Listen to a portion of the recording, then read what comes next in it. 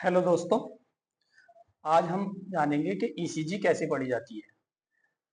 ECG के बारे में आज हम जानेंगे, तो चलिए वीडियो स्टार्ट करते हैं। ये हार्ट है।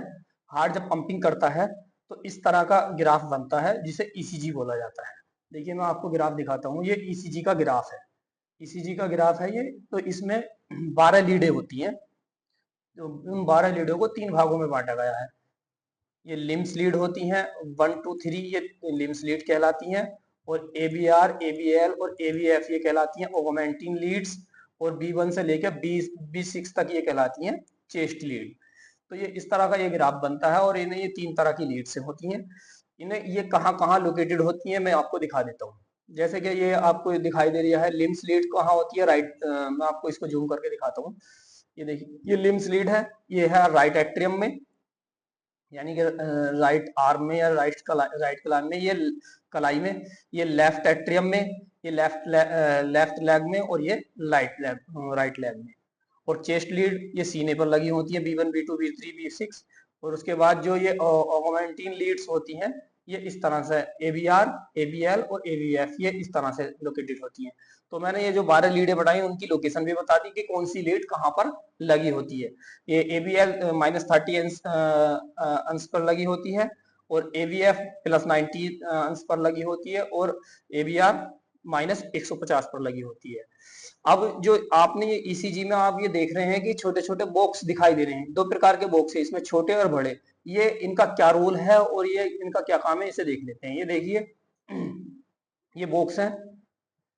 तो ये आपका यहां से लेकर यहां तक, और ये एक बिग बॉक्स है, बड़ा बॉक्स है, जो क्या पांच इस पांच इस तरह से, मतलब यानी कि 25 स्मॉल बॉक्सों से मिलकर बना है। 5 ये इस तरह से, और ये 5 ही ये।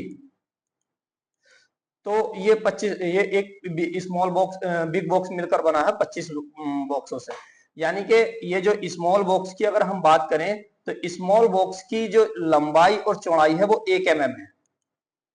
तो इस हिसाब से 5 बॉक्स जो बिग बॉक्स है उसकी लंबाई कितनी होगी, जो बड़ा बॉक्स है उसकी लंबाई कितनी हो जाएगी 5 mm। ये जैसे कि आप ये दे रखा 5 mm। तो अब जो स्मॉल बॉक्स है उसको ईसीजी ग्राफ में तय करने में 0.04 सेकंड समय लगता है। यानी कि जो स्मॉल बॉक्स है इसे तय करने में ईसीजी का जो ग्राफ होता है उसे 0.4 सेकंड लगता है, 0.04 सेकंड लगता है। तो इसके हिसाब से अगर 5 से मल्टीप्लाई करेंगे तो इन 5 बॉक्सों को यहां से लेकर यहां तक तय करने में कितना टाइम लगेगा, 0.1 मिली वोल्ट। 0.1 मिली वोल्ट, या ये कह सकते हैं आप कि 5 बॉक्सों को, ये 5 mm में 0.20 सेकेंड, पॉइंट मिली वोल्ट। तो ये वो है इलेक्ट्रिक करंट है, जो समय का मापक है वो सेकंड है। तो इसको 5 बॉक्सों को तय करने में ईसीजी ग्राफ को 0.20 सेकेंड्स लगेंगे। अब देखते हैं आगे। ये जो यहाँ ये हमारा ईसीजी ग्राफ है, इसमें हम ये देख लेते हैं कि ये क्या क्या है। ये पी वेव कहलाती है, और ये कहलाता है क्यू आर एस कॉम्प्लेक्स, और ये टी वेव कहलाती है। तो ये तो हो गई 3 वेव हो गई, P wave, Q R S complex और टी वेव। अब ये देख लेते हैं यहां से लेके यहां आर तक की दूरी क्या कहलाती है, पी आर इंटरवल। और एस से लेकर टी तक की दूरी क्या कहलाती है, एस टी सेगमेंट।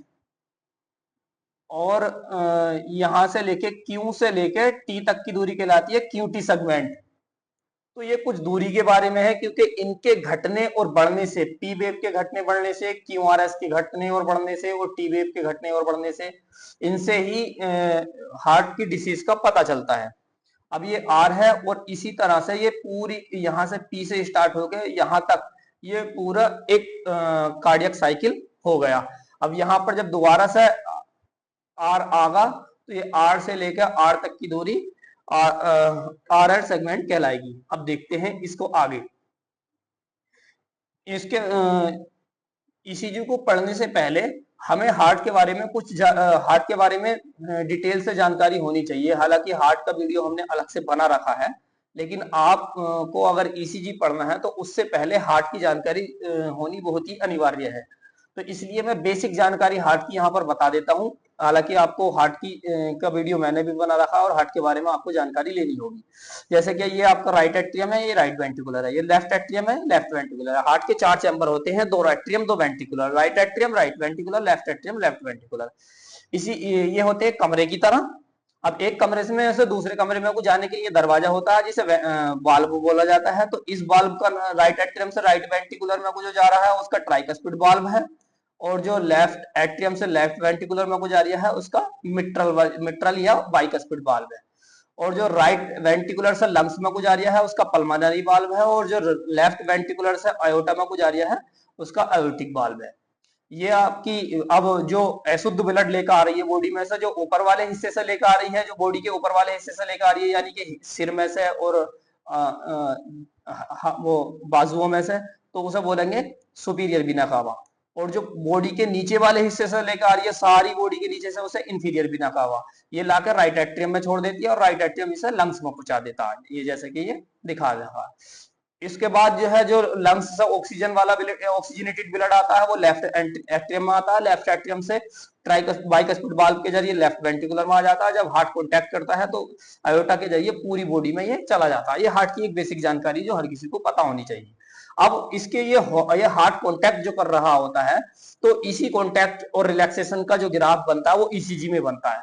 तो उसी से पता चलता है कि हार्ट के कौन से हिस्से में कमी आ गई है। अब जैसे कि ये आपका, अब ये तो ब्लड का सर्कुलेशन पड़ा। अब हार्ट को जो धड़कने के लिए या पंपिंग करने के लिए इलेक्ट्रिक इंपल्स जनरेट होते हैं हार्ट के अंदर। तो वो कैसे जनरेट होते हैं? वो इलेक्ट्रिक इंपल्स जनरेट करने जो होता है वो यहाँ से स्टार्ट होता है, ऐसे नोड से। ऐसे नोड है ये, यहाँ से इलेक्ट्रिक इंपल्स एक तरह का करंट जनरेट होता है जिससे हमारा पूरा हार्ट काम करता है। जैसे कि हम मान लीजिए किसी मोटर में करंट भेजेंगे तो वो है चलने स्टार्ट हो जाती है। इसी तरीके से जो है हार्ट में भी एक तरीके का इलेक्ट्रिक इंपल्स जनरेट होते हैं जिससे हार्ट काम करता रहता है। तो वो कहाँ से स्टार्ट होते हैं? ऐसे नोड से स्टार्ट होते हैं। ऐसे नोड से स्टार्ट होके दोनों एट्रियम में जाते हैं, राइट एट्रियम और राइट वेंट्रिकुलर, और साथ ही साथ में एबी नोड तक। ये आपका एबी नोड कहलाता है। यहां तक आया। उसके बाद जो है ये ऐसे नोड हो गया और ये आपका एबी नोड हो गया। ये जो इंटरनोडल पैथवे, ये जो है ये इंटरनोडल पैथवे कहलाते हैं। ये इलेक्ट्रिक इंपल्स आ रहे हैं, इनके एक तरीके के तार जैसे समझ लीजिए, जैसे बिजली के तार होते हैं। तो इसी तरीके से ये एबी नोड तक आए। अब एबी नोड से एक तार और निकला जिसे बंडल ऑफ हिज बोला जाता है। अब ये तार एक तरीके से वायरिंग, ये जो वायरिंग है आगे चल के 2 हिस्सों में बढ़ जाती है, जिसे राइट बंडल ब्रांच, ये राइट की तरफ जो जाएगी उसे राइट बंडल ब्रांच बोलेंगे, और जो लेफ्ट की तरफ जाएगी वो लेफ्ट बंडल ब्रांच बोलेंगे। उसके बाद जब ये पूरी तरीके से मुड़ जाएगी तो इधर वाले को ये पुरकिंजे फाइबर, लेफ्ट पुरकिंजे फाइबर और राइट पुरकिंजे फाइबर। तो इन्हीं तारों के या इन्हीं वायरिंग के जरिए पूरे हार्ट में जो है इलेक्ट्रिक इंपल्स जनरेट होते हैं। और जिस जगह पर इलेक्ट्रिक इंपल्स नहीं पहुंचता है वह हार्ट कॉन्ट्रैक्ट नहीं करता। मान लीजिए एबी नोड पर इलेक्ट्रिक इंपल्स नहीं आएंगे, तो एबी नोड पर अगर इलेक्ट्रिक इंपल्स नहीं आएंगे तो आप जानेंगे कि एबी नोड ही नीचे वेंट्रिकुलर के यहां से नीचे वाले पार्ट को जो है इलेक्ट्रिक इंपल्स भेज रहा है। तो नीचे वाला पार्ट कॉन्ट्रैक्ट नहीं करेगा या बहुत कम कॉन्ट्रैक्ट करेगा। अब यदि लेफ्ट बंडल ब्रांच ब्लॉक हो जाए, ये वाला ब्लॉक हो जाए, तो आपका लेफ्ट वेंट्रिकुलर कॉन्ट्रैक्ट नहीं करेगा। यदि राइट बंडल ब्रांच ब्लॉक हो जाए तो राइट वेंट्रिकुलर जो है कॉन्ट्रैक्ट नहीं करेगा। इसी तरीके ऐसे नोड पे अगर कोई गड़बड़ी हो जाए तो आपका एट्रियम, दोनों एट्रियम जो है काम नहीं, सही तरीके से काम नहीं करेंगे। तो यही है जिसकी वजह से जो है हार्ट में दिक्कत आती है। जैसे कि मैंने लिख रखा है, ये आपका ऐसे नोड हो गया, ये आपका ऐसे नोड हो गया, फिर ये एबी नोड हो गया, ये आपके बंडल ब्रांच हो गए, बंडल ऑफ हिच हो गए, सॉरी ये बंडल ऑफ हिच हो गए, ये राइट बंडल ब्रांच, ये लेफ्ट बंडल ब्रांच, और लास्ट में पुरकिंजे फाइबर। अब इन्हें हम देख लेते हैं डिटेल से, ये कैसे किस तरह से जो है ईसीजी जो कि इंपल्स कंडक्शन ऑफ पैथवे, मतलब स्टार्ट कहां से होता है उसके बाद कहां का, SA node, atrial, AV node, bundle of branch, right bundle branch और लेफ्ट बंडल ब्रांच, फिर पुरकिंजे फाइबर। ये मैं पहले भी बता चुका हूं। इस तरीके से ये सीक्वेंस है, मतलब पहले एसी नोड, ऐसे नोड आएगा, फिर एट्रियल आएगा, फिर एबी नोड, बंडल ब्रांच, इस तरीके से सीक्वेंस है, स्टेप बाय स्टेप ये इलेक्ट्रिक इंपल्स चलते हैं।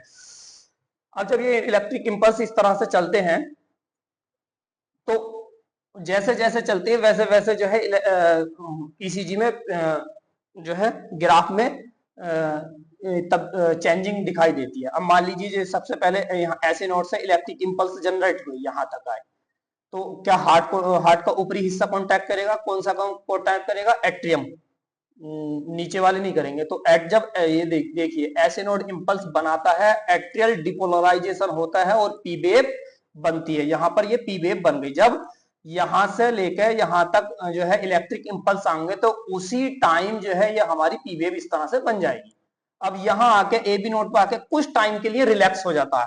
तो जब रिलैक्स हो जाता है तो हमारा ग्राफ सीधा चलता है। फिर दोबारा से जब यहाँ से स्टार्ट होता है और ये पूरा इधर को हार्ट कॉन्टैक्ट करता है, वेंटिकुलर कॉन्टैक्ट करते हैं, तो वेंटिकुलर जब कॉन्टैक्ट करेगा तो ये पूरा बनेगा क्यू आर एस। आप देख रहे हैं क्यू आर एस कितना बड़ा है। तो इसी के हिसाब से यहाँ देखिए कि ये ए बी नोड यहाँ से ऐसे नोड से ए बी नोड तक आने में इतना पी वेव बना।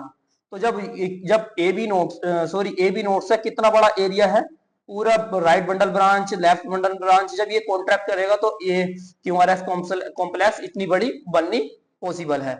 उसके बाद जब ये रिलैक्स करेगा तो ये टी वेव बनेगा। तो ये इस तरह से जो है वेव बनती हैं।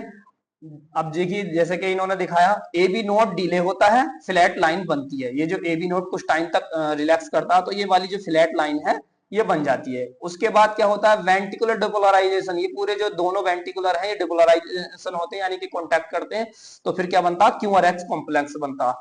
फिर दोबारा से वेंटिकुलर रिपोलाइजेशन होते हैं, यानी कि रिलैक्सेशन की पोजीशन में आते हैं, तो फिर दोबारा से टी वेव बनता है। इस तरह से ये चारों वेवें बन जाती हैं। अब हम देखते हैं और डिटेल से, जूम करके देखते हैं। आप देखिए ये यहां से स्टार्ट हुआ, ये जो तीर के निशान दिखा रहे हैं ये इंपल्स जनरेट को दिखा रहे हैं। तो ये दोनों एट्रियम में इंपल्स जनरेट हुए, पी वेव बन गई। फिर यहाँ पे कुछ टाइम के लिए वेट करा तो ये फ्लैट लाइन बन गई। उसके बाद जब ये वेंटिकुलर कॉन्टैक्ट हुए तो ये आपका क्यू आर एस बन गया। उसके बाद जब ये रिलैक्सेशन की पोजीशन में आया तो ये टी वेव बन गई। तो इस तरह से जो है ये हो गया है। अब इसे समझ गए होंगे। अब देखिए मैं दिखाता हूं आपको पी वेव क्या होता है, एक्टियल डिपोलराइजेशन। ऐसे नोड का जब कॉन्टैक्ट करता है तो इस तरीके से पी वेव बन जाती है। फिर क्यू आर एक्स कॉम्प्लेक्स क्या होता है, वेंटिकुलर डिपोलराइजेशन बहुत बड़ा होता है क्योंकि वेंटिकुलर का मास बहुत ज्यादा होता है। तो ये इस तरीके से क्यू आर एक्स कॉम्प्लेक्स बन गया। जब टी वेव बनती है तो क्या होता है, वेंटिकुलर रिपोलराइजेशन। तो इस तरह से दोबारा से ये लास्ट में टी वेव बन गई। तो आई होप अब तक ये जो वेव है किस तरह से बन रही है ये आपको समझ में आ गया होगा। जिस तरह से इलेक्ट्रिक इंपल्स जनरेट होते चले जा रहे हैं, पहले ऐसे नोड्स है यानी कि एट्रियल में, फिर वेंटिकुलर में, फिर रिपोलराइजेशन हो रहा है। तो इस तरह से ये वेवें बनती चली जाती हैं। ये है जैसे कि जो मैं पहले ही बता चुका हूँ कि स्टार्टिंग जो होती है इलेक्ट्रिक एक्टिविटी की शुरुआत कहाँ से होती है, ऐसे नोड से होती है। ऐसे नोड ही इसकी लोकेशन कहाँ होती है, राइट एट्रियम, यानी जो राइट एट्रियम है उसके एसबीसी के पास होती है। फंक्शन क्या होता है, ये न्यूट्रल पेसमेकर होता है, यहाँ से ही स्टार्ट होती है इंपल्स जनरेट होना। रेट क्या होती है 60 से 100 बीट पर मिनट।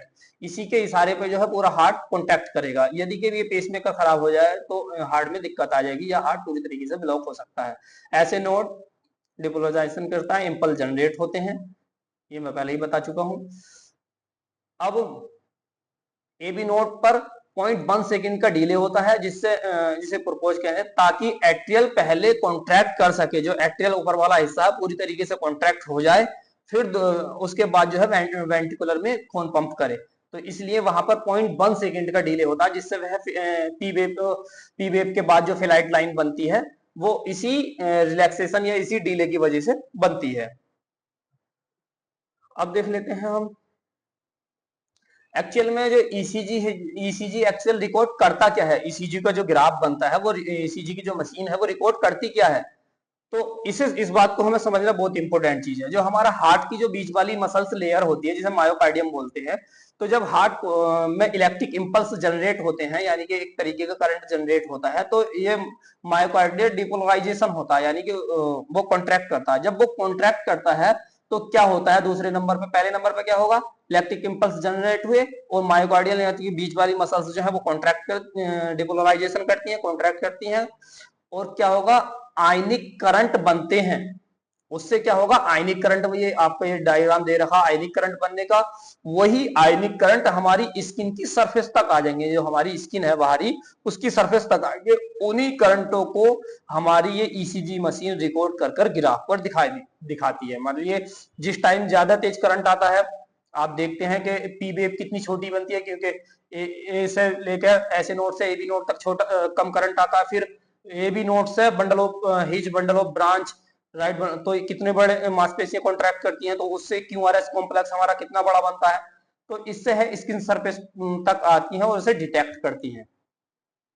ईसीजी क्या होता है, बॉडी सरफेस पर लगाए गए इलेक्ट्रोडों से पोटेंशियल डिफरेंस वोल्टेज चेंजेस को रिकॉर्ड करती है, जो हमारे वोल्टेज होते हैं उनमें जो चेंजिंग हो रही है उसे रिकॉर्ड करती है, वो उसका तले ऊपर होना वोल्टेज की चेंजिंग ही है।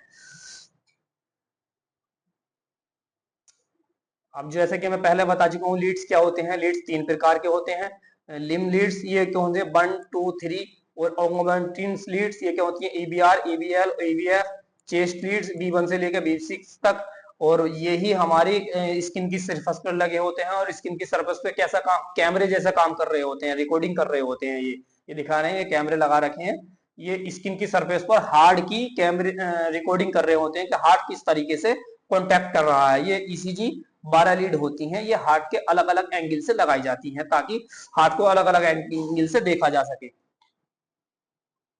अब इसमें कुछ डिसीज है, कॉमन डिसीज देख लेते हैं कि क्या क्या होता है इसमें डिसीजों में।